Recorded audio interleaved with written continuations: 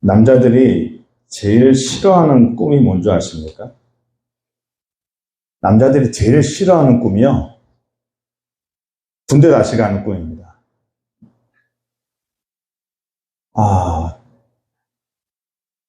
꿈이라도 싫어요. 꿈이라도 싫습니다. 왜 그러냐면, 근데 이상하게도 남자들은 자기들끼리 모였다 하면 군대 얘기하죠. 우리 여자들이 제일 싫어하는 거예요.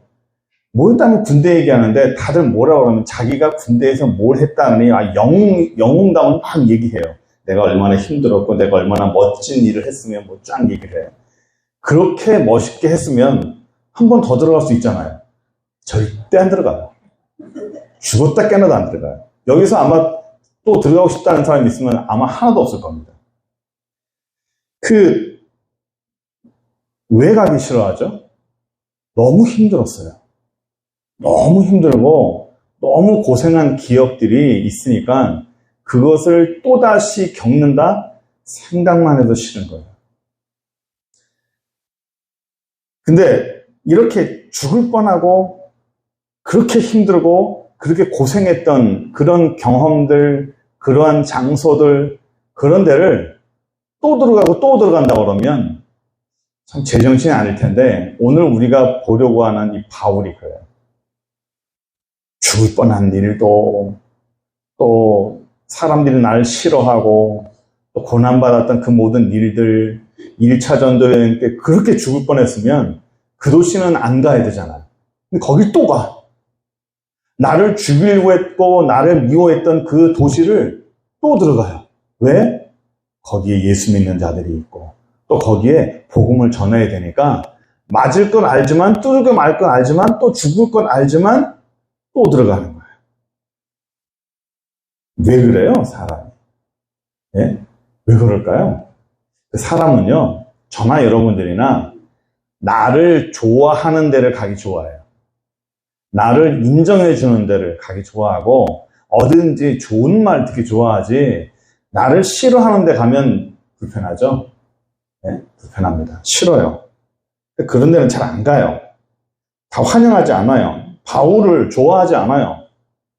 바울을 이렇게 유대 전도하는 그 지역에 가면, 사도행전 보면 사도 바울이 막 여행을 많이 하지만 가는 곳마다 사도 바울을 환영했을까요? 다 대부분 싫어했어요. 막 돌 던지고요, 욕하고 당장 꺼지라고 그러고, 니는 여기 있으면 안 된다 그러고. 그런데 그렇게 바울을 왜 싫어했을까요? 바울이 원래는 유대인이었어요. 유대인이었는데, 정말 유능하고 유명한 유대인이었는데, 이 사람이 갑자기 예수를 믿으니까 휘가닥 변한 거예요. 사람이 싫은 겁니다. 네가 유대인이었는데 어느 날 갑자기 예수 믿더니 네가 변해? 인정을 못하는 거예요. 그래서 변한 바울한테 배신자 하면서 막 돌을 던지는 거예요. 제가 존경하는 사람 가운데 어떤 분이 있냐면, 이어령 교수님이 참 저는 존경하고 어릴 때부터 많은 책을 읽었어요.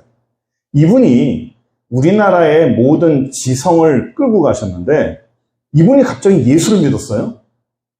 모든 사람들이 존경받고 이렇게 칭송했던 그 이어령 교수님을 예수 믿었다는 이유 하나만으로 그 교수님을 이단아 취급하고 배신자 취급하고 아예 학계에서 딱 퇴출되어버리는 그런 일들이 벌어졌잖아요. 이 사람이요, 어둠에 있다가 빛으로 가면 어둠은 되게 싫어해요. 네가 나랑 같이 어둠에 있었는데 왜 너 혼자 빛으로 가? 같이 죽어야 되는데 너 혼자 살겠다고? 싫어요. 그거를 용납을 못해요. 같이 죽든지 아니면 나가지 마요. 그래서 못 나가게끔 죽여버리든지 어떻게든 방해를 하는 거죠. 오늘 본문의 바울을 사람들이 싫어하고 고난받는 모든 이유의 그 근본 원인이 그 바울이 변한 거였어요. 우리랑 같이 어둠에 있어요. 네가 왜 너 혼자 빛으로 가면서 그렇게 찬란 행동을 하느냐라는 거죠. 오늘 바울이 유대인한테 어떤 미움을 받고 고난받았는지를 먼저 보려고 해요. 23절 한번 볼까요? 23절 보시면 저희가 그리스도의 일꾼이냐 정신은 말을 하거니와 나도 더 그러하다 내가 뭘 했어요? 수고를 넘치도록 하고 뭘 어디에 갇혔어요? 옥에 갇히고 또 매도 수없이 맞고 여러 번 죽을 뻔했어요. 바울이 자기 자신을 일꾼이라고 하면서 정말 어려운 고난을 당했다고 말합니다. 24절 한 번 더 보겠습니다. 유대인들에게 40에 하나 감한매를 몇 번 맞았어요? 5번. 40대를 맞으면 사람이 죽어나가니까 40대는 때리지 마라. 39대만 때려라. 그 39대 때리는 거를 몇 번 맞았어요? 5번. 그리고 죽음 직전까지도 갔대요. 25절 보세요. 3번 태장으로 맞고 1번 돌로 맞고 3번 파산하고 일주일 깊은 매려내고. 태장이 뭐냐면 이스라엘에서는 채찍이라고 그러고 로마에서는 태장이라고 그래요. 히브리 채찍과 로마의 채찍에 뭐가 달리냐면 히브리 채찍은 가죽만 달렸고 로마의 채찍은 가죽에 뼈가 달렸어요. 그래서 예수님이 채찍을 맞은 게 로마의 채찍에 태장입니다. 그러니까 뼈가 달린 거예요. 그래서 딱 맞아서 땡기면 살점이 이렇게 뜯어져 나오는 거죠. 그게 태장이에요. 3번이나 바다 빠져 죽을 뻔했고요. 26절 보세요. 여러 번 여행에 강의 위험, 강도의 위험, 동족의 위험, 이방인의 위험, 시내의 위험, 광야의 위험, 바다의 위험, 거짓 형제의 위험. 몇 개예요? 8개. 27절 보세요. 27절도 8개더라고요. 수고하고 애쓰고 자지 못하고 줄이고 목마르고 굶고 춥고 헐벗고. 뭐 이게 왜 8개냐고는 중요하지 않아요. 그러면 이렇게 죽을 뻔하고 굶고 막 이거 사람 사는 게 아니잖아요. 솔직히 까놓고. 이게 사람 사는 겁니까? 주변에서 그 정도 당하면 옆에서 뭐라고 말을 해야 되냐면 그 정도 했으면 됐다. 너 그 정도 했으면 하나님 앞에 그 정도 했으면 헌신했어. 응? 그 정도 했으면 됐어. 하나님도 이해하실 거야. 다 아실 거야. 그만하라고 그러죠. 그 정도 했으면 됐다고 그래요. 제가 아는 그 동기 중에서요. 저희 신대원에 실수하고 들어오신 분이 있어요. 7번 떨어졌어요. 신대원에. 그 주변에서 뭐라 하냐면 너 하나님이 부르신 게 아니야. 하나님이 불렀다면 너는 합격돼야 되는데 2수도 아니고 재수, 3수, 4수, 5수, 6수, 7수까지 한 거예요. 그런데도 불구하고 결국은 들어왔어요. 왜 그래요? 왜 안 포기를 해요? 주변에서 그만두라 했을 텐데 왜 안 포기할까요?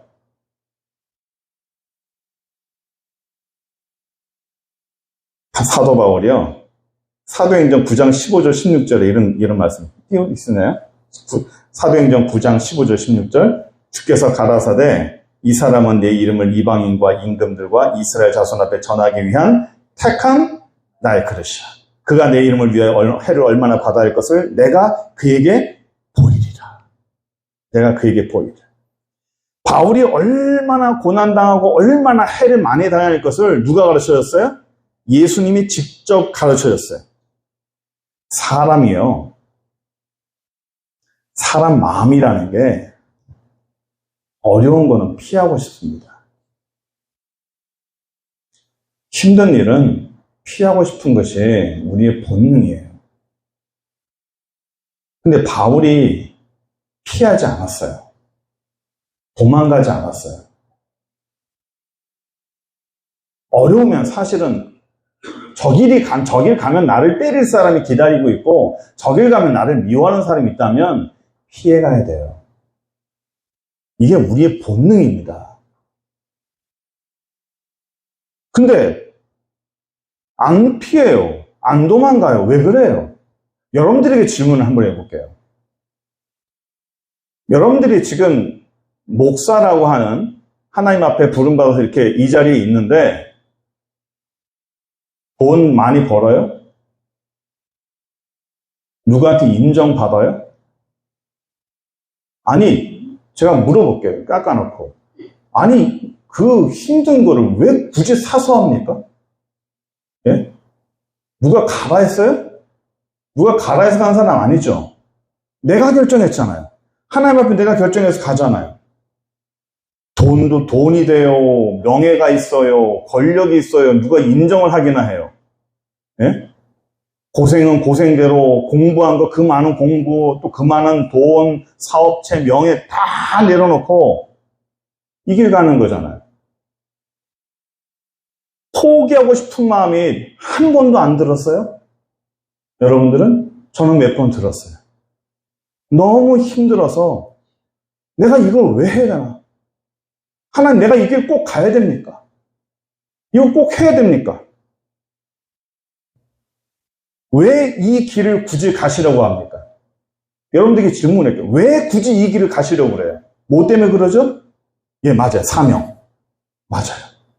사명이라는 거예요. 다른 이유가 없어요. 다른 이유가 없고 사명이라고는 그 한 단어 때문에 아무도 인정해주지 않고 아무도 보지 않지만 어떤 돈도 벌 수 없고 호화호식도 할 수 있는 그런 길이 아니지만 그 사명이라는 그 단어 하나 때문에 지금 이 자리에 있잖아요. 바울도 그 사명이라는 그 단어 하나 때문에 포기하지 않아요. 바울도 그 사명이라고 하는 그 단어 하나 때문에 충분히 권력을 누릴 수 있는 사람이었어요. 가말리엘 문화생이죠? 예? 학계에서도 인정받는 사람이죠. 사회에서도 인정받는 그런 사람이에요.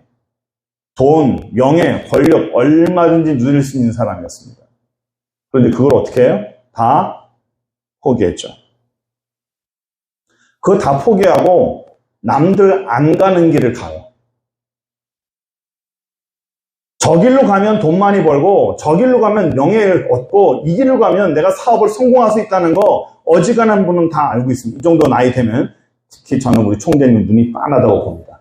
근데 요렇게 하면 돈 벌어. 요렇게 하면 명예 얻고 다 알아. 근데 안 해요. 왜 안 해요? 못 해요? 못 합니까? 안 합니까? 안 합니다. 저는요. 저도 좀 알아요. 저도 알지만 안 합니다. 왜 안 해요? 못 해요? 안 해요? 안 합니다. 하나님의 부르심이 있기 때문에 안 하는 거예요. 바울이 자신의 사명에 대해서 뭐라는지 얘기해 볼게요. 사도행전 20장 24절. 나의 달려갈 길과 주 예수께 받은 사명. 나의 달려갈 길과 주 예수께 받은 사명. 곧 하나님의 은혜 복음 증거하는 일 마치면 나의 생명을 조금 더 귀한 것을 여기지 아니한다. 이게 사명받은 바울의 고백입니다. 하나님으로부터 바울이 이런 사명을 받았어요. 예수님도 하나님 아버지로부터 이런 사명을 받고 이 땅에 오신 거예요. 예수님이 이 땅에 성육신으로 오신 것이 그냥 나타난 게 아닙니다. 하나님의 사명을 받고 나타난 거예요. 하나님의 사명을 받고 이 땅에 오신 거예요. 예수님도 피하고 싶었을까, 안 피하고 싶었을까요? 피하고 싶었어요. 피하고 싶었어요. 얼마든지 피하고 싶었어요. 그런데 피했어요, 안 피했어요? 안 피했어요. 그게 얼마든지 피할 수 있지만 안 피하는 게 사명받은 사람이에요. 사명이라는 단어가 이게 하나님의 명령이잖아요. 근데 여러분 잠깐만 생각해 보세요. 사명이라는 단어가 하나님 편에서 하나님에게 적용되는 단어입니까? 사람에게 적용되는 단어입니까?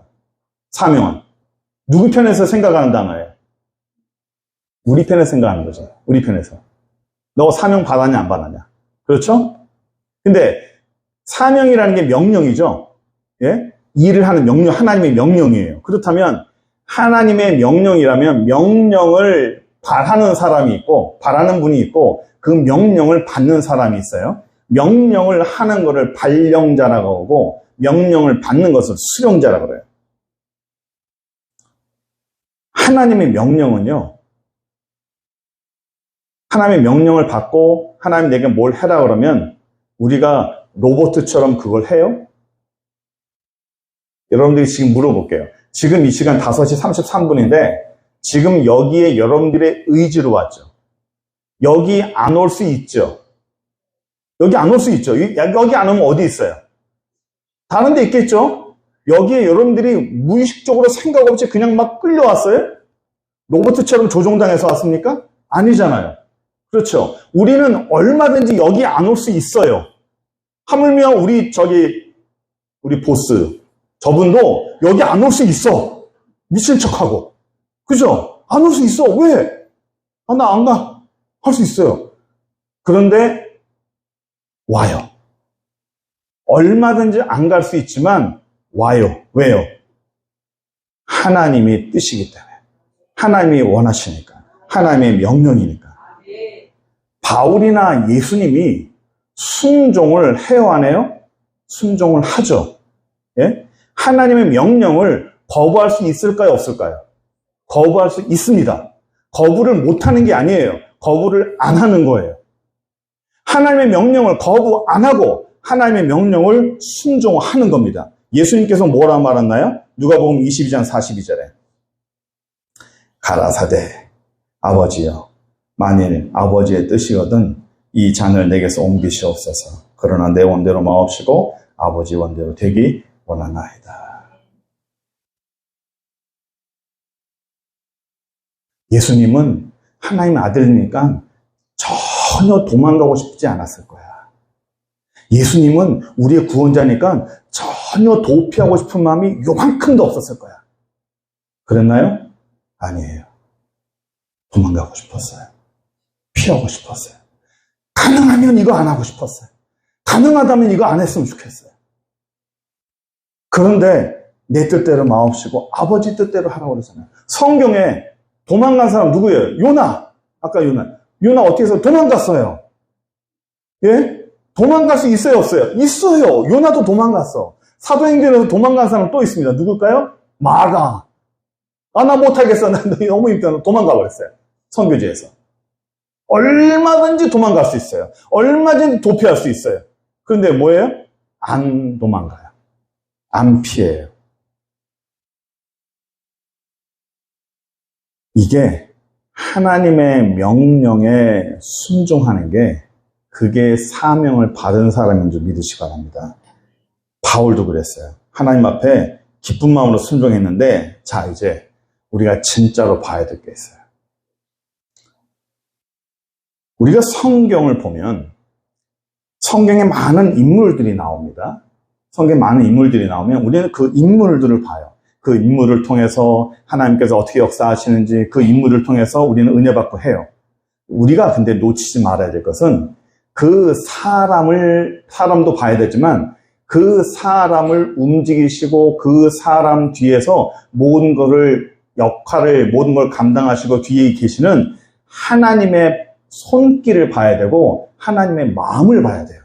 하나님의 어떤 의도로 이 사람을 움직이시고 하나님이 어떤 의도로 이 사람의 이런 말씀을 하시고 하나님의 어떤 마음을 가지고 이 사람을 움직이시는지 하나님의 마음을 간파할 줄 알아야 됩니다. 제가 우리 박 목사님한테 맨날 하면 질문을 해요. 왜? 뭐라 하면 왜 그래요? 성경이 뭐라고 하면 그게 왜 그래요? 그게 당연해요? 아니에요. 왜 그래요? 왜 그래요? 왜 그래요? 계속 물어봐요. 성경을 볼 때 우리가 자꾸만 물어봐요. 하나님께서 왜 그러시지? 왜 이런 일을 하셨을까? 왜 바울에게 이렇게 하셨을까? 자, 여러분 보세요. 바울이요. 아까 우리 23절, 24절 보면 여러 가지 어려움이 있었잖아요.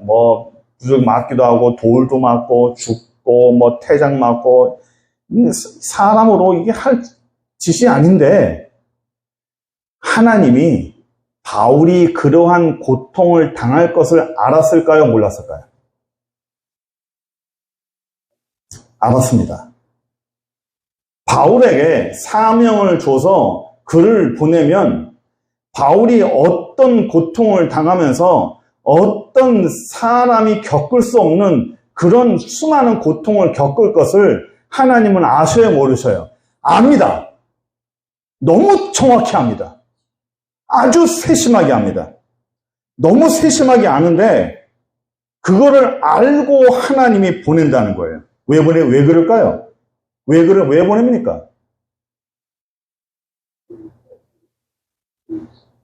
바울이 죽을 수도 있다는 걸 알고 오늘 제목이 뭐죠?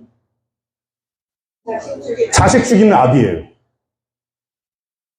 예수님이나 바울이나 죽을 거를 빤히 알고도 그 자리를 보내는 거예요. 그게 하나님입니다. 여러분 국제시장 영화 보셨어요? 저는 영화 가운데서 유일하게 막 흐르는 눈물을 닦아가면서 봤던 영화가 국제시장입니다. 주체 없이 눈물이 흘리더라고요. 거기에 보면 장남이라는 게 나와요. 장남이 우리 세대, 여러분 우리 세대 다 그렇겠지만 너무 어려웠었잖아요. 너무 어려워서 그 장남 장녀는요, 아무리 공부를 잘하고 아무리 똑똑해도 진학을 못했어요. 작게는 고등학교부터 또는 대학교까지 공부할 수 있고 얼마든지 자기도 할 수 있지만 남은 동생들을 위해서 자기가 희생을 해야 됐어요. 그래서 일찍 취직, 직장 전선에 나가서 내 동생의 학비를 벌어주고 내 동생의 앞길을 열어주는 그 역할을 장남, 장녀들이 했습니다. 우리는 간혹 보면 장남, 장녀들이 이 세상에서 얼마나 많은 희생을 했느냐, 그들이 있었기에 이 나라가 있었다. 물론 맞아요. 그런데 여러분, 그들을 보지 마시고요, 그들을 그런 자리에 보낼 수밖에 없는 부모의 마음을 한번 보세요. 저 큰아이, 다른 애들보다 훨씬 똑똑하고 훨씬 공부도 잘하고 똑소리 나고 뭘 해도 잘하는 그 아이인데 학비도 없어요. 당장 쌀도 없어요. 지금 나가서 저 아이가 돈을 벌지 못하면 그 남은 동생들 학비조차 될 수가 없어요. 부모는 어떻게 해야 돼요? 너 나가서 돈을 벌어와라. 부모는 그 똑똑한 장녀, 장남을 공부시키고 싶어요. 그런데 그 밑에 동생을 위해서 네가 나가서 희생해라. 부모의 마음은 어떻겠어요? 가슴이 무너지는 겁니다. 국제시장의 그 장남이 바로 그런 역할을 하는 거예요. 동생들을 위해, 가족을 위해서 온갖 몸의 희생을 해가면서 다 그렇게 살아왔죠. 하나만 더 질문하려고 합니다. 여기 지금 이렇게 다 앉아있는데 이 자리에 여러분들의 자녀 한 명이 따라왔다고 쳐요. 이렇게 이런 일이 일어나면 안 되겠지만 밖에 북한군이 쳐들어와서 여기를 포위했습니다. 그래서 다 죽이려고 했는데 딱 한 사람만 죽이고 갈게. 그래서 딱 한 사람을 지정했는데 그게 내 아이예요. 제일 어린 사람 한 명만 죽이고 우리가 철수하겠다. 내 아이 한 명만 죽이면 우리 모두를 다 살리겠다요. 내 가족들 다 살리겠다요. 내 아이를 내보내야 돼요. 죽을 걸 알지만 내보내야 됩니다. 여러분 자녀들이 어릴 때, 아플 때 옆에 계셔 보셨죠? 자녀가 아프면요, 같이 아파요. 내가 아프고 싶어. 아파서 고통스러워하는 거 보면서 옆에서 부모는요, 몸둘 바를 모릅니다. 어떻게 해야 할지 몰라요. 가슴이 무너지고 몸이 무너집니다. 그게 부모예요. 근데 내 자녀가, 내 아이가 저기로 가면 빤히 힘들 걸 알고, 빤히 고통당할 걸 알고, 빤히 죽을 걸 알지만 그 자리에 보내는 부모의 마음은 어떻겠냐고요. 여러분 사도행전 기억하십니까? 사도행전에 보면요, 바울 되기 전에 사울에 있을 때 사울이 어떻게 했냐면 각 집에 들어가서 예수 믿는 자를 끌어내왔습니다. 끌어내와 공에 세웠어요. 근데 그 전에 어떤 일이 있었냐면 거기에 핍박이 일어나서 예루살렘과 그 주변에 모든 사람들이 다 흩어져서 도망갔어요. 예수 믿는 사람들이 다 흩어져 도망갔는데 바울이 집에 들어가서 끌어낸 그 예수 믿는 사람들은 누굴까요? 도망 안 간 사람들. 왜 도망 못 갔을까요? 여러 가지 이유가 있겠지만 사울이 잡으러 들어오면 자기들의 생명은 끝난다는 걸 아는 사람입니다. 생명을 걸고 죽을 줄 알고 남아있던 사람들이에요. 그렇죠? 순교를 각오하고 남아있던 사람들입니다. 그렇다면 순교를 각오하고 남아있던 그 사람들은 하나님 편에서 볼 때 굉장히 필요한 인물일까요? 필요 없는 인물일까요? 그런 사람들은 초대교회 어디다 박아놔도 아주 잘하는 사람들입니다. 하나님이 너무 사랑하는 사람이죠. 그런데 그렇게 사랑하는 사람을 하나님이 어떻게 해요? 그 사울의 손에 그냥 죽여버려요. 그런 순교를 각오하고 나타난 사람을 하나님이 교회를 위해서 일을 시키면 훨씬 더 많은 일을 하겠지만 하나님이 정말 사랑하는 사람을 하나님은 죽여버린다고요. 희생을 시켜버린다고요. 교회도 똑같아요. 하나님이 정말 사랑하잖아요. 정말 사랑하는 사람을 우리 하나님은 정말 가치 없는 곳에 보내서 그 사람을 희생을 시켜요. 그 사람이 희생하면 그 자리가, 그 사람이 가치가 올라가요. 한국 땅이, 조선이라는 나라가 왜 가치가 높아졌는지 아십니까? 이 나라를 위해서 수많은 사람들이 피를 흘렸고 수많은 사람들이 생명을 바쳤어요. 그래서 그 하나님 앞에 그 귀한 그 헌신자들, 그 순교자들, 얼마나 하나님 앞에 순교하는 사람들이라면 하나님 앞에 얼마나 신실한 사람이겠어요. 그런 사람을 하나님은 어떻게 해요? 그냥 죽게 내버려둬요. 그냥 죽여버려요. 죽을 줄 알지만 하나님이 보내버려요. 너 저 조선이라는 나라에 가. 그거 가면 그 사람은 가서 순교하고 죽을 거야. 하나님은 그걸 알아요. 하지만 정말 헌신되고 귀한 그 사람을 조선이라는 나라에 선교사로 보내버려요. 그 사람이 죽을 거 알았을까요? 몰랐을까요? 알아요. 알지만 그가 죽음으로 말미암아 조선이라는 나라의 가치가 높아지는 거예요. 너무 사랑하기 때문에 너무 사랑해서 하나님은 그 사람을 죽이는 겁니다. 그 대표적인 게 누군지 아세요? 예수님이에요. 너무 사랑하시고 너무 아끼고 너무 귀하지만 저런 가치 없는 사람들을 위해서 네가 죽어라. 네가 가서 죽어라. 우리는 성경을 볼 때 그냥 관찰자의 그런 그 관점으로 봐요. 하나님이 그 아들을 독생자를 보내서 이 땅을 보냈대. 그래서 죽었대. 독생자였대. 그래서 그 아들이 죽어서 우리를 구원했대. 당연한 걸로 봐요. 당연한 거. 어느 아버지가 내 아들 죽으러 가는데 마음 편하게 그걸 볼 아비가 어디 있습니까? 예수님께서 십자가에 돌아가실 때 하늘이 어두웠어요. 온 천지가 캄캄해졌습니다. 하나님의 가슴이 무너지는 겁니다. 죽을 걸 빤히 알면서도 그 자리에 보낼 수밖에 없었던 하나님의 마음은 무너지는 겁니다.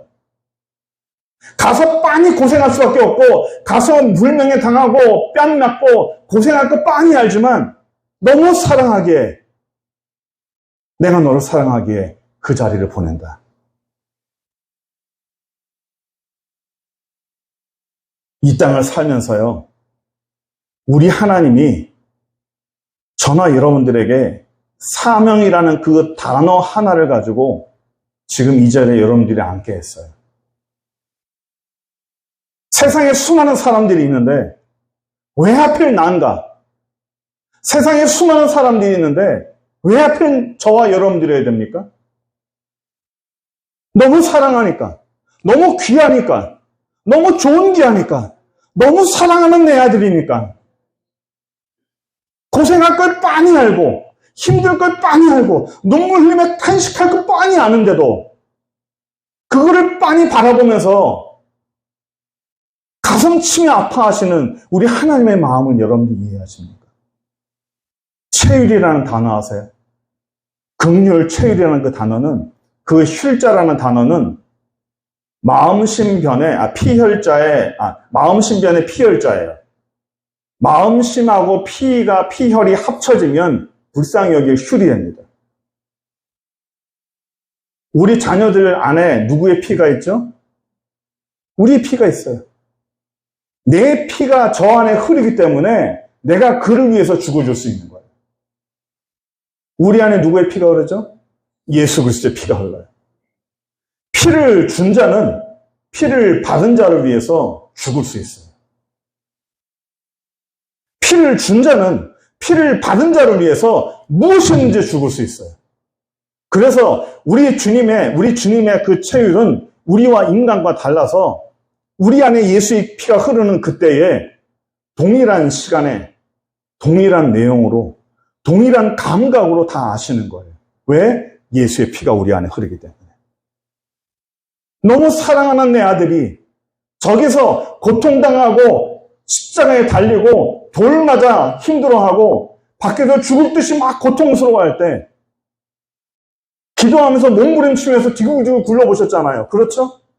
고통스러워하면서 통곡해 보셨잖아요.